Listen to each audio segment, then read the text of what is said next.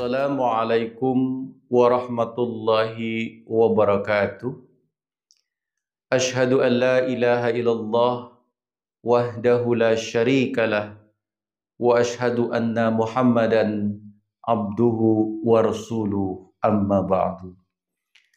Hadirin para pemirsa yang dirahmati Allah Subhanahu wa taala, bahasan kita pada kesempatan kali ini adalah tentang nuzulul Quran.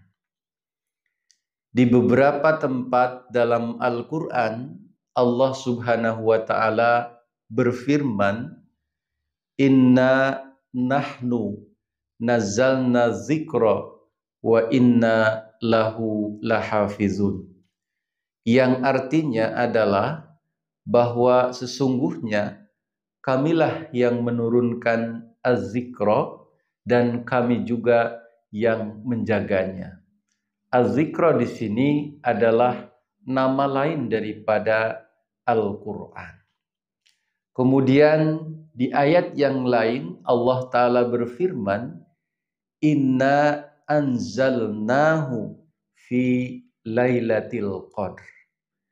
Saya membaca beberapa literatur dan saya dapat simpulkan bahwa ketika Al-Quran berbicara dengan kata nazala, ini merujuk bahwa Al-Quran itu diturunkan secara berangsur-angsur atau sedikit demi sedikit.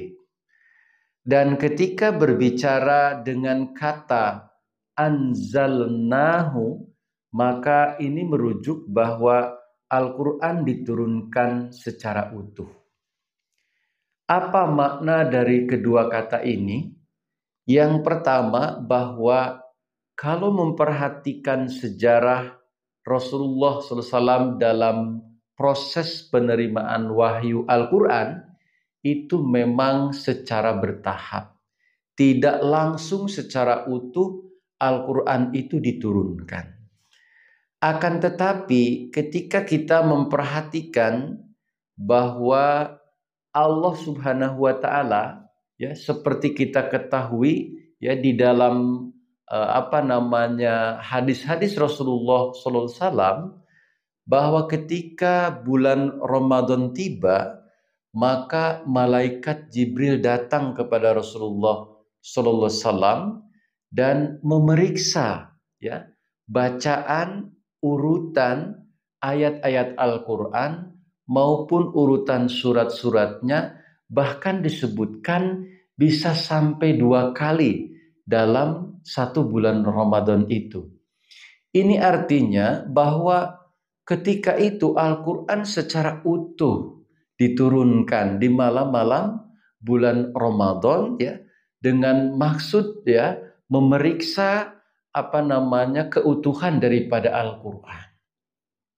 Nah, hadirin yang dimuliakan Allah Subhanahu wa taala, kemudian kenapa Al-Quran diturunkan secara berangsur-angsur, tidak langsung secara utuh? Ini ternyata ada beberapa hikmah, di samping juga memang karena keadaan saat itu. Ketika Al-Quran diturunkan secara bertahap, maka Rasulullah dan para sahabat akan dengan sangat mudah untuk menghafalkan Al-Quran. Kita ketahui di masa itu tidak ada kertas seperti zaman kita sekarang ini. Dan kita mengenal bahwa upaya para sahabat untuk menghafalkan atau mengabadikan Al-Quran itu biasa ditulis di kulit-kulit binatang atau di tulang-tulang binatang.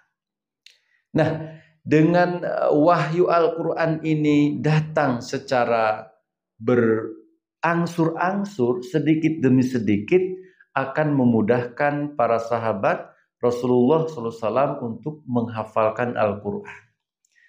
Yang kedua, hikmahnya adalah ketika ada ayat-ayat Al-Quran yang mengandung nubuatan atau ramalan terhadap peristiwa yang akan terjadi, maka para sahabat dalam jeda waktu itu bisa menyaksikan apa yang dinubuatkan Al-Quran menjadi kenyataan dalam kehidupan mereka. Hal ini tentu berefek pada keimanan para sahabat ya kepada Rasulullah dan Allah Subhanahu wa taala semakin bertambah. Karena apa yang diwahyukan oleh Allah taala kepada Rasulullah benar-benar menjadi sebuah kenyataan. Yang kedua, juga memberi bukti kepada orang-orang yang memusuhi Rasulullah SAW bahwa sekalipun Rasulullah SAW diperlakukan dengan penuh hinaan, penuh cacian, dan lain sebagainya, tetapi menunjukkan kepada mereka bahwa apa yang diterima oleh Rasulullah SAW dari Allah Subhanahu wa taala, wahyu dalam bentuk Al-Quran, menjadi sebuah kenyataan pada masa kehidupan mereka, maka ini juga akan memberi dampak pada perubahan hati mereka bahwa Rasulullah SAW itu adalah benar orang yang diutus oleh Allah Subhanahu wa taala, sekalipun nada permusuhan mereka mungkin tidak berhenti. Yang selanjutnya, hikmah yang ketiga adalah ketika Al-Quran diturunkan secara utuh sekaligus, maka tentu ada persepsi dari orang-orang yang tidak percaya kepada Rasulullah SAW bahwa Al-Quran itu telah disiapkan, bukan sesuatu yang diwahyukan, tetapi disiapkan oleh seseorang untuk disampaikan oleh Rasulullah SAW kepada umatnya. Nah, artinya ini akan membangun persepsi bahwa Al-Quran itu bukanlah firman Allah Subhanahu wa taala, tetapi karangan dari seseorang. Ini hikmah yang nampak kepada kita kenapa Al-Quran itu diturunkan secara berangsur-angsur. Hadirin yang dimuliakan Allah Subhanahu wa taala, kenapa Al-Quran berbicara ketika berkenaan dengan wahyu Al-Quran itu menggunakan kata nazala atau anzalna? Ini seperti turun begitu ya, turun. Karena memang ya Al-Quran itu turun dari tempat yang sangat tinggi, tempat yang sangat mulia. Allah Subhanahu wa taala turun kepada Rasulullah SAW, baik itu secara langsung atau melalui perantara malaikat Jibril. Itu yang pertama. Yang kedua, kata-kata turun itu juga mengandung konotasi yang sangat istimewa, bahwa nanti Al-Quran itu akan banyak digunakan oleh umat manusia sebagai pedoman dalam kehidupan beragama maupun dalam kehidupan sehari-hari.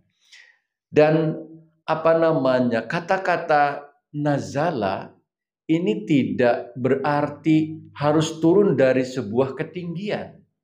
Misalnya saja di dalam Al-Quran juga disebutkan wa anzalal hadida, dan kami menurunkan besi. Kita ketahui fenomena atau kenyataan yang ada, besi itu kan justru malah digali dari perut bumi, bukan diturunkan dari langit. Nah, ini maksudnya juga bahwa betapa pentingnya besi dalam kehidupan manusia.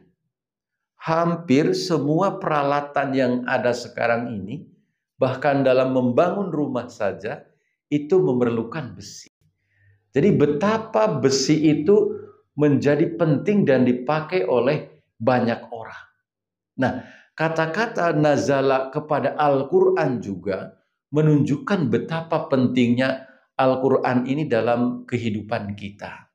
Hadirin yang dimuliakan Allah Subhanahu wa ta'ala, berkenaan dengan pentingnya Al-Quran, Hadrat Masih Maud alaihissalam di dalam kitab beliau Bahtranu menyebutkan bahwa al-khairu kulluhu fil Quran.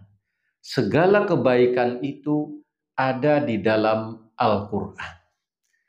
Hadirin yang dimuliakan Allah, dari kalimat ini ya kita dapat menyimpulkan bahwa ketika manusia ingin berbuat baik, maka Al-Quran menyediakan sarana, cara, dan bimbingan untuk hal itu. Misalnya saja, ya, di dalam kehidupan sehari-hari, manusia ingin memiliki akhlak yang tinggi. Maka Al-Quran mengajarkan bagaimana cara makan, bagaimana cara minum, bagaimana cara berperilaku yang lainnya, yang bersesuaian dengan akhlak yang sangat tinggi. Kemudian ketika kita ingin berbuat baik kepada keluarga, maka Al-Quran mengajarkan bagaimana menghormati kedua orang tua, bagaimana memperlakukan karib kerabat, dan bagaimana berbuat kepada tetangga sekitar. Demikian juga ketika kita ingin membangun hubungan yang baik antar bangsa, maka Al-Quran memberi petunjuk bahwa kita harus menghormati setiap orang.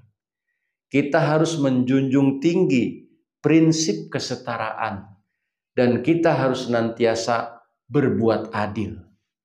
Maka hubungan antar bangsa sekalipun akan berada pada trek yang benar, yakni menjunjung tinggi perdamaian. Singkat kata, Al-Quran berbicara mengenai kebaikan secara individu, kebaikan dalam hubungan keluarga dan masyarakat, serta kebaikan dalam hubungan antar bangsa.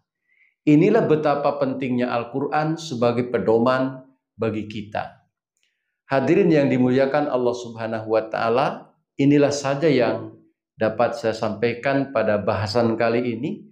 Mudah-mudahan kita akan bertemu di kesempatan yang lain yang juga membicarakan mengenai keistimewaan daripada Al-Quranul Karim. Wassalamualaikum warahmatullahi wabarakatuh.